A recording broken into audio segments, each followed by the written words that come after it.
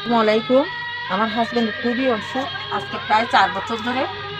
ওনার ফুসফুসের সমস্যাও, হাড়ের সমস্যাও, হাত বলক হয়ে গেছে। এখন আমার সামর্থ্য নেই যে আর ওনার চিকিৎসা করানোর জন্য। আপনারা দয়া করে যদি আমাকে কিছু সাহায্য করেন, বেশি কৃতজ্ঞ থাকবো। দয়া করে কেউ ভিডিওটা ধাক্কা দিবেন না। উনি একজন রুগী, ওনার ডেলি 500 টাকার শুধু গ্যাসই লাগে। তো আপনারা মনে করেন ওনার ফ্যামিলি আছে, ঘর সংসার আছে, ওনার খরচ করে উনি আর পারতেছে না, চিকিৎসা খরচ চালাচ্ছে আজকে 1 বছর, উনি আর কুলাইতে পারতেছে না। আপনারা যেখান থেকে এই ভিডিওটা দেখবেন কেউ ধাক্কা না দিয়ে ওনার পাশে দাঁড়ান সবাই। উনি রাঙামাটি মানিকছড়ি এলাকার আমার একজন আত্মীয়। আমার সামর্থ্য যেটুকু কুলায় আমি অতটুকু চেষ্টা করব।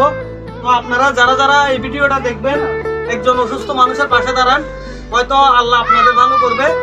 দেখুন, ডেলি 500 টাকা শুধু একটা বোতল গ্যাস লাগে। ওনার ফ্যামিলিতে ওনার বাচ্চা হচ্ছে 3 জন, 2টা মেয়ে আর একটা ছেলে।